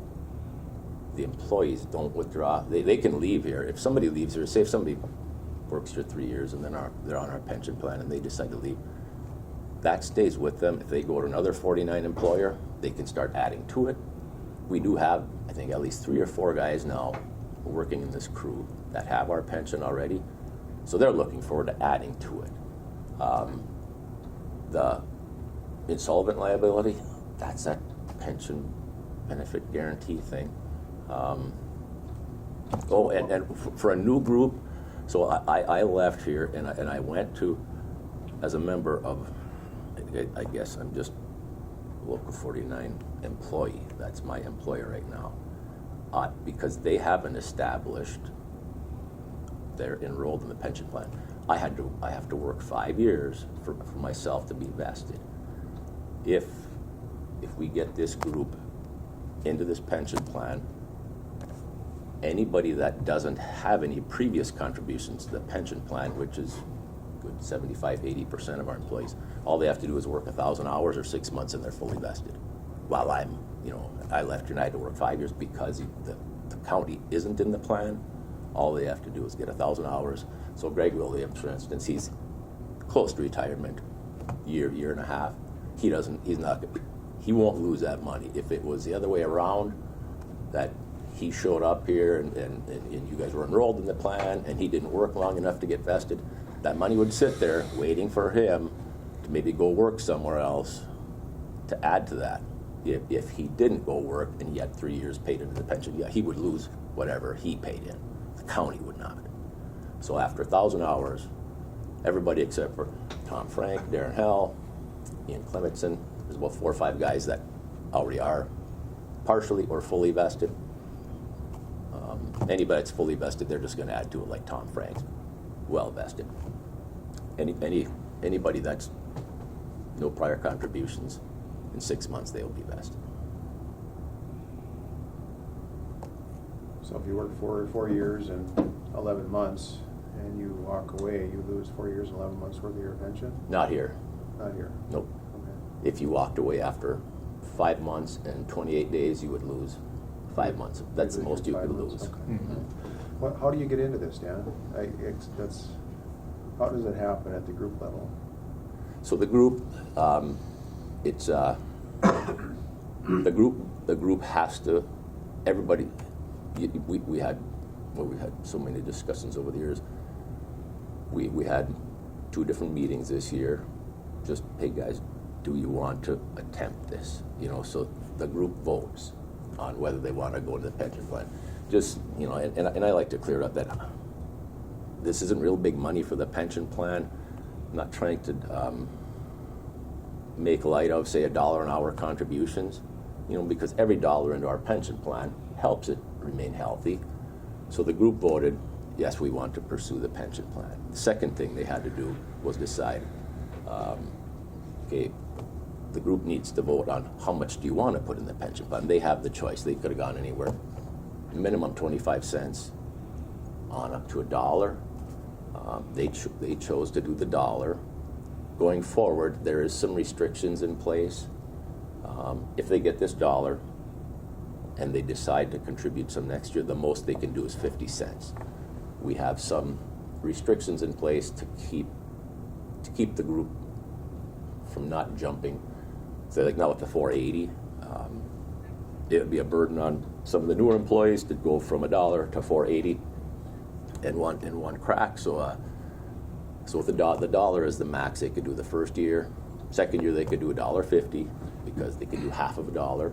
Now the third year, if they wanted to do more, they could do 75 cents because that's half of. So until they get to the 480, there's restrictions of 50% of what their current allocation is. And knowing the history of this group and the wages, they're still recovering. There's some nice wage increases for employees on the top end of the pay scale, you know, with the 9 steps. We went from 4 steps. The max you used to be able to make here, like when I left, the max was $24, and no, I guess I never had that opportunity. It was 23. So 2 years ago, the max was $24.56. Now with the steps we have in place, like Greg Williams, he's up over $30 an hour, you know, with the new pay schedule.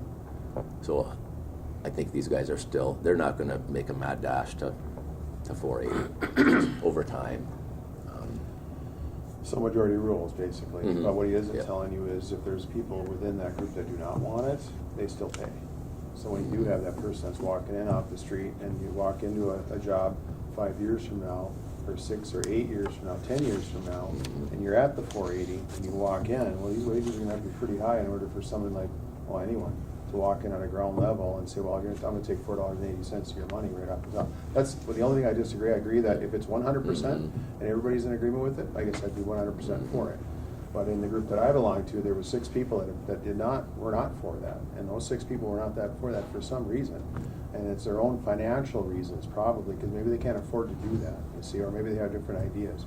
So I mean, I'm in favor of, the only thing I don't like either is the liability withdrawal. You talk about, you know, in your email you mentioned that PIRA is not solvent. Well, PIRA will be solvent one way or another. The state's not going to go bankrupt. So I disagree with some of the statements that you made in there, because I've read a lot of stuff on PIRA, and yes, they are underfunded, and yes, they're having troubles.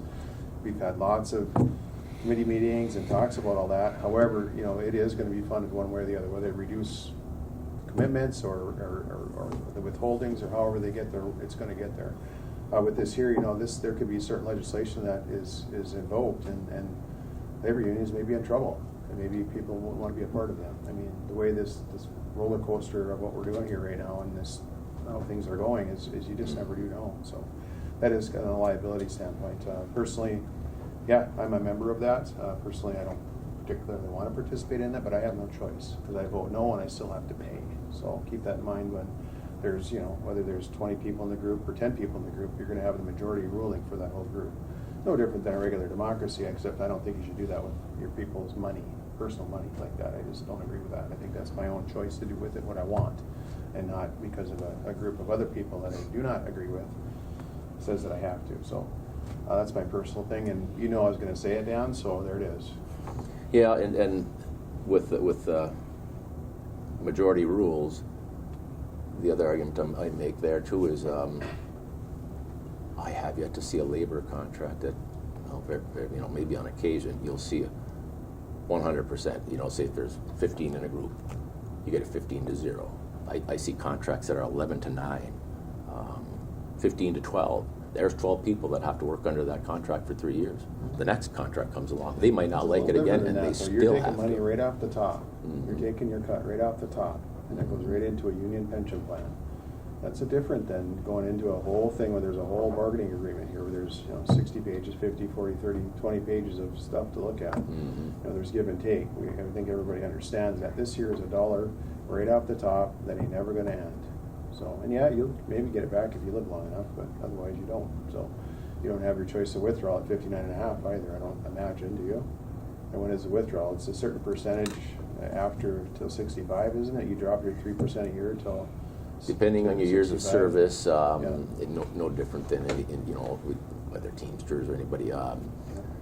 3%. If you work 25 years, if you're a member of Local 49 for 25 years, normal retirement is 62 years old. If you have less than 25, normal retirement is 65. 65. So. Yeah. And then what's the deduction per year for that? 3%. 3% per year. Okay. So just keep in mind. I mean, I'm not an advice giver, and I don't know much about anything, but I know if you're 20 years old, invest in a 401k. Honestly, you'll get a lot more money out of it than you ever will of a defined benefit, in my opinion. So. And I've done the calculations for whether it's the highway heavy dollars. They're putting in $11 an hour, and they're basically it's the form of a wage allocation too. Over what highway heavy does, contractors will say, we're going to give you this. Here's your wage and benefit package. Their last highway heavy agreement, let's say if it's $10.80. What the employees do is they vote to allocate how much do they want to allocate toward the pension. You know, so It looks like it's all coming from the employer, but once again, it's just a wage allocation thing. So no matter whether it's $1 an hour or if it's $11 an hour, if you retire after 4.76 years, you break even. You know, so we also have a health and welfare plan. And I constantly preach to my guys, be healthy. When you're in this plan, just live healthy. Live on our dime. Live 5 years, you've already made a little money. You live 15 years, you're killing us. That's what we want you to do. You know, so. So is there an option to opt out of this plan if you don't want to be in it, I guess? That's No, no it isn't. No different than para. You can't opt out of para. And if something happened, Oh, no, I'm not gonna retort to para. Para is a contribution, we put a contribution into para too. The county contributes to para as well as the employer.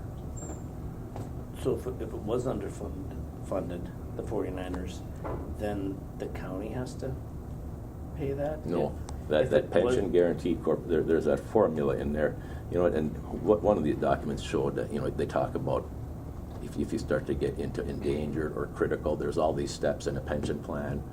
You know, if we ever to approach endangered, and I'm going to say endangered would be like 80% funded or something, you know, we're going to have to reach out to all our employers that, hey, our plan is now in the endangered status. You know, then as it gets back into the critical status, and I don't know exactly what that percent is, but at some point, you know, insolvent would be if we just don't have enough to pay our retirees.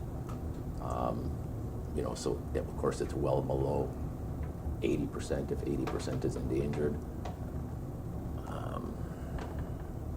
It's, I don't know, you probably have a bigger risk. So this plan has been in place since 1960. There's been no employer liabilities of it. You know, we aren't insolvent. You honestly have a better chance of being hit by lightning, because I know people have gotten hit by lightning in this county. I mean, you know, I just have a hard time, you know, if you're worried about the health of the plan. I get Jason's argument, you know, and I hear it. Once I took this job, I stopped at the garage this morning. Nobody was around. So it was so simple to do this work that we're out sanding roads. The job I do now, and then trying to explain to people how this is so great, this pension plan. Yeah, like I said, how do you unring a bell? Once somebody starts a rumor about you, how do you get that rumor back in the bag? And people will just listen to the truth. You know, so it is.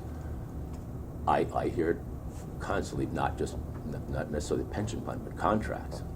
When a contract gets approved, and it's by a narrow margin, my life is miserable. I will be reminded of that until the next contract comes up.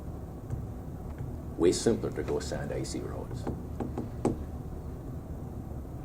So how many guys from our county want to go on that? There's 22 in the group, 20 responded yes, 2 didn't respond, so I just take those as No. indifferent or no. And that's a huge majority, you know, for that number of employees. Is it just truck drivers? No, so we do environmental services and the highway department, so everybody covered under that agreement. I think we have 22 employees. When you talk about recruitment, keep this in mind, the recruitment is different now. I mean, I hate to go back to it, but you bring up a good point when you say you can get this to 480 and we're trying to recruit somebody knowing that they have to be 480 right out of their pocket to go into this. Some people don't think long-term anymore. I mean, times are changing, and they don't think, this is my end job. This is my, maybe this is just a stepping stone for something else. I mean, we can't hardly find people to work now, honestly. We have recruitment issues in different avenues, and we could throw $100 an hour and we still would have trouble getting people to work. So. And the 480, my guys, I don't know if they believe me or not, but eventually, public sector, it's already happening in the metro area. When you think of the 480, I tell my people up here in northeast Minnesota, someday you're going to be making $48 an hour. Maybe 17 years from now, you will be making $48 an hour, and so you have to take that into perspective too. The groups that I've maxed out at 240, they're not jumping they're not jumping to 240. They know it's just going to come in increments, 20 cents at a time, you know, and eventually get there. We signed up a new group down in Thompson Township. There's 6 employees. They do all of the road work around ESCO. So we had to come up with a first-time agreement for that group while we started negotiating with the township to just put together, like, the document that we have is probably 50 years old, our contract. So to do a first-time agreement, it's a little bit of work. While we just had got started on the first-time agreement, and the word really wasn't out that they were going to sign with Local 49, they had an open position and 2 people applied, and only one was qualified, so they hired that person. It took us 9 months to get a contract with that group, and then the word started to get out that Local 49 was going to be representing the employees.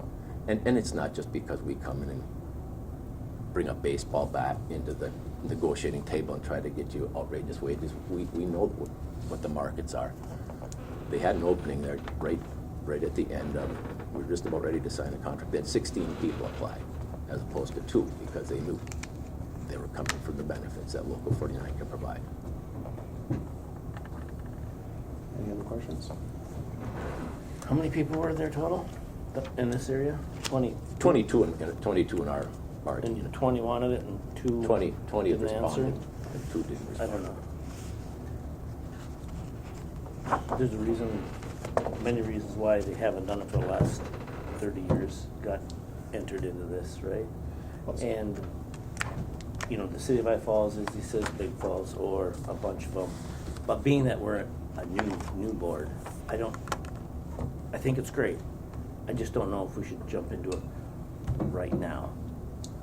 But that's my thoughts, so someone else can say their piece. And if you don't have any questions, I can step away, you can discuss, you know, I don't. I mean, and it's, so we have to have it done by January, and that's the other thing, is if we had, 6 months to sit and hash this over and talk to you and talk to Our county employees that want it. Well, and so I think it's a great thing, I do, but especially when there's 20 and 2 didn't answer and 20 wanted out of 22. There just might be more things that I'd like clarified, I guess, and being that we just got the stuff, that's my opinion. Well, it's gonna be a negotiable item in the future too. So it's another bargaining trick, for both sides, basically. It's a bargaining chip one way or the other to fund it or not fund it. So far, in the group that I belong to, the city has not funded it. I would just about guarantee to say they will never fund it. That's just the way it is, so it'll always be an employee-funded deal. It'll never be an employer. Now, when you go to highway heavy, that's part of the whole agreement. That's a whole different animal. Right. Highway heavy is, it really is. It's a huge deal, and it gets negotiated with some of the owners of these construction companies that sit in a room on a great big table and go through all this stuff. And I don't know how far they look into it, but it's a big package. I mean, that's a lot of money, but you're working. You got to figure too. When you're working. I don't know, what do you work for highway heavy, Dan, in the summer? What's the best? You get what, 1,500 hours? Well, something like that. we've got, on the high end, we've got crusher guys that just about work year round. I mean, they'll do 3,000 hours. You have to do the minimum, and our insurance comes into play too. Minimum they have to work is 1,300 hours for their insurance to carry over. So I would guess on average we're probably 1,800 hours. We've got short construction season, but a lot of times it's 6 days a week, 12 hours a day.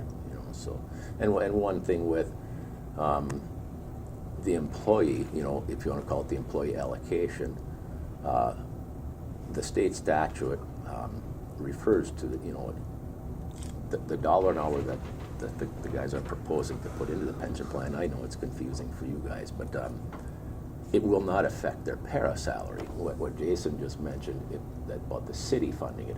If we went into negotiations and said, we don't want a wage increase, but put $1.50 toward the pension, that would not help those employees' para salary for the rest of their career. So it's almost a benefit for our guys to do the wage allocation. We'll go in and argue for whatever we can get for a wage increase to keep up with inflation, and then at that point, once we finish negotiations, my group will say, okay, we'd like to add another 25 cents to the pension, or whatever it might be. So we don't really want to go in and ask for an employer contribution because it will not help Social Security, it will not help para. So we'd prefer, give us $2 an hour and we'll put 50 cents in the pension. Now we have $2 an hour that goes on para for salary. And the union And that's keeps- mentioned in the MOU, the para. And the union keeps that That's money, right, into your pension, No, the pension payments go to the retirees. the retirees. So it's Yeah. like a rotating deal. That's Yeah. managed by the union. And it is, so with our funding, that's what that 100% funding thing is, and the 107. If we were 97% funded, that means we're putting in 3% less than our employees that our retirees are taking out. So right now, we're putting more in than retirees. A good plan will be 100%. There's actually we're getting to the point where we're going to have to do something with our allocation rate. When we get over 109, 110%, you shouldn't be that high. You should try to balance even with para. Para would be great if it's 100%. We shouldn't be as high as we are. So we're going to do something in the future. Once again, good timing for these guys if they were going to get in this plan. Changing the accrual rate would help immensely, So, and like for Jason, already being enrolled in the plan, the accrual rate is 1.75. We're knocking on the door of that might have to go to 2 or 2 1/4, which will only help the guys. A lot of infrastructure going on around the nation, state, county. Unbelievable work hours we have coming up with Local 49.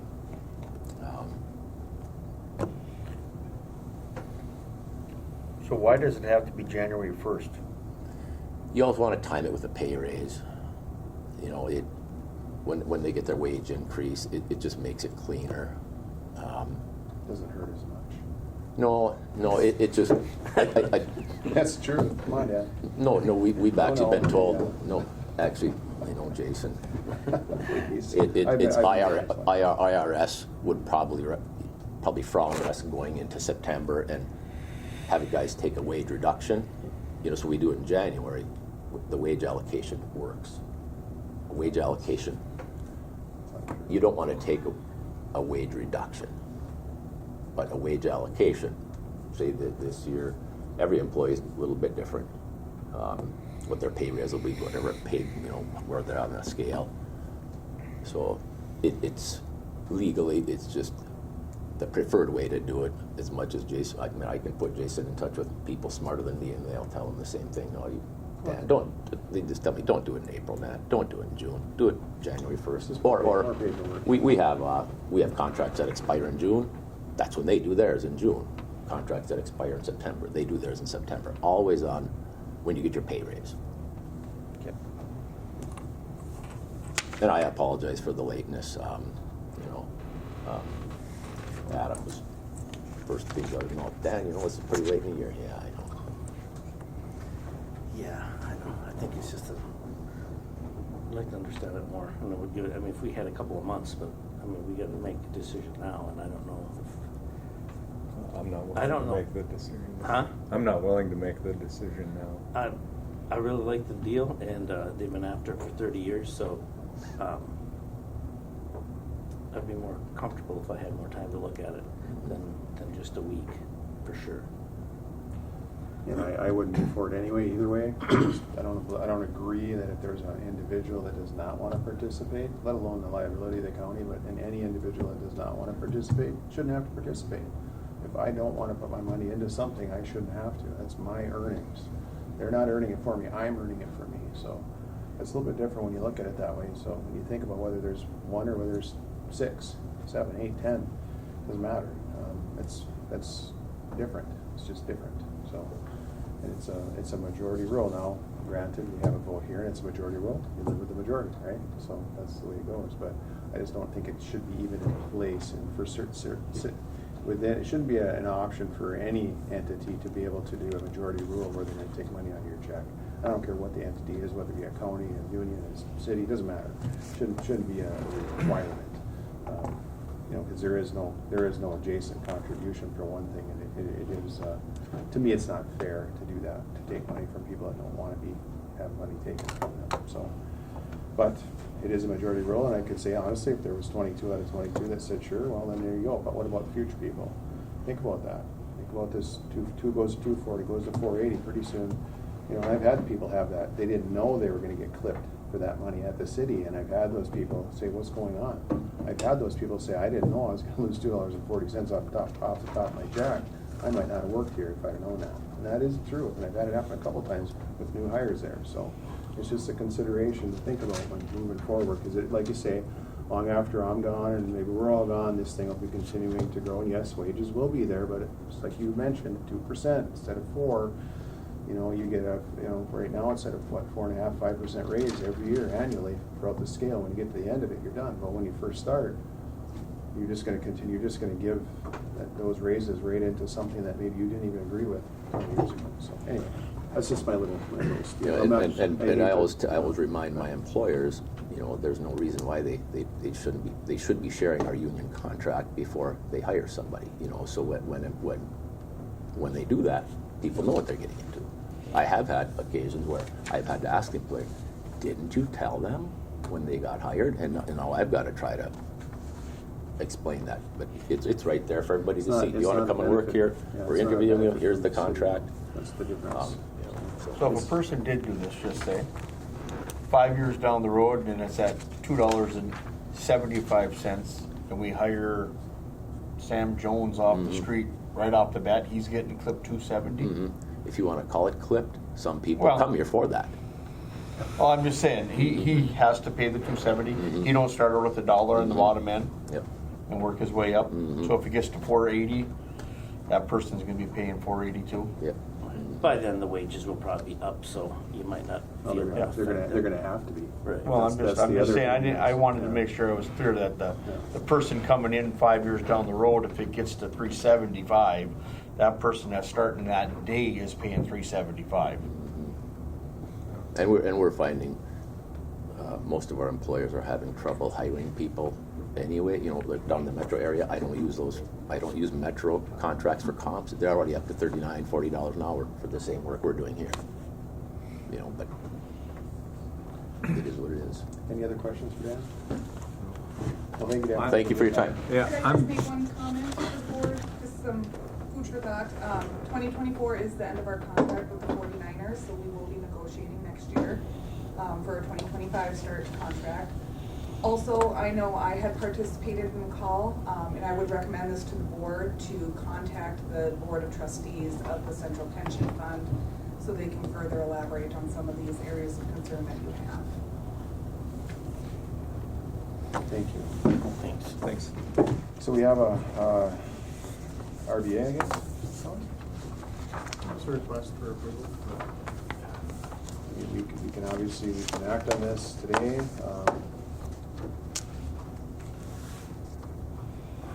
I guess it's now or never. It's either gonna be today or it's probably gonna have to be negotiated. I too would like to have more information for everyone else. I should stay out of the discussion, to be honest, because I disagree with the whole concept of it, but you know, I guess on the flip side of it, if there's, you know, 100% participation, but I also think too, looking down the road, that's gonna be a liability, a long-term liability, whether it be for hiring or whether it be for negotiating or whatever, and it's just a consideration to think of. And yeah, they may say it's a little bit different situation, that you think you're gonna get out of here when you're a certain age. That's not the way this whole thing works. I don't think it's really difficult to plan for today's retirements. Honestly, it's very difficult to do this with health insurance, what it is, and it's expensive. You know, our health insurance premiums just this year, as an example, was up 18% in 1 year for our county. Well, it's a big deal, you know. So, and I don't know how you predict that when you look at planning your retirement. So, but Have we had our county attorney look at this? I suppose not, seeing as it just came to the table today. I don't believe so. Commissioner Roach, our labor Labor. attorney, that Dan was mentioning, Steve Fecker, which he's no longer representing us, Jessica Durbin does, she's very aware of these documents and has reviewed the plan details. Our local county attorney, probably not, but our labor attorney that is at the table with us for negotiations, yes, they're very familiar with the documents. Okay.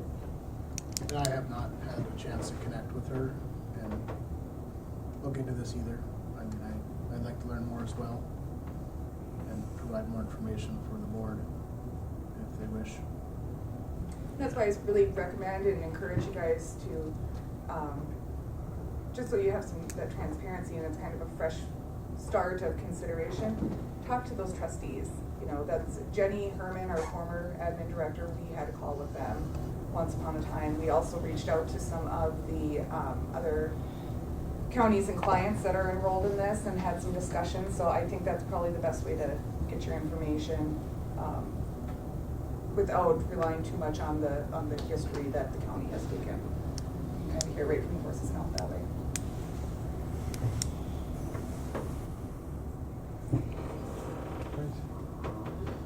Well, we can have a vote here, or we can, maybe we can motion to table until further review. Yeah. You don't like to have anything in the middle of the year, Dan, right? But, yeah? Yeah, we would just. You wouldn't want to discuss it in June or We wait anything for like that? negotiations and do it Okay. January 1st, 25. Okay. I'd feel more comfortable that way. Yeah, me too. Yep. Yeah, we gotta do some more reviewing on it. I'd accept the motion to table until negotiations begin in probably August of 2024. Correct. Does that sound okay?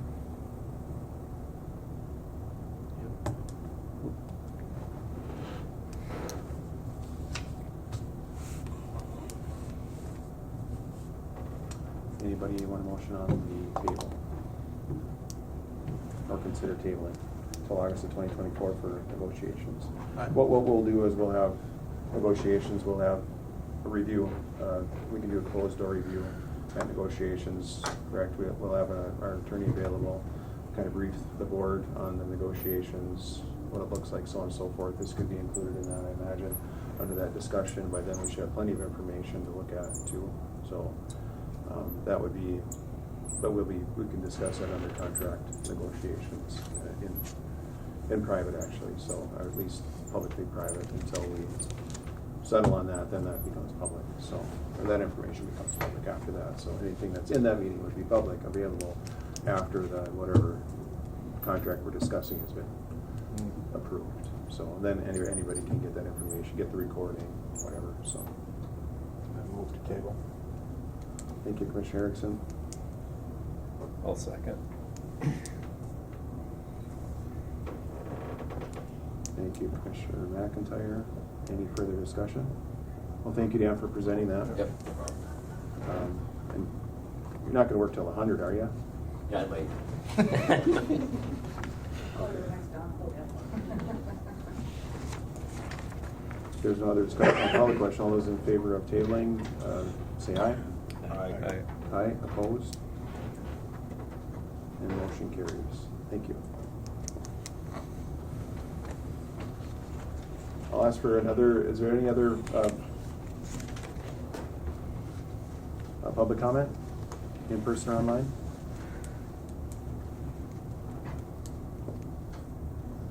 Hearing no other public comment, I would ask, any other business? Okay. I would ask for a motion to adjourn. I'll make the motion. Thank you, Commissioner Roach. I'll second. Thank you, Commissioner Hill.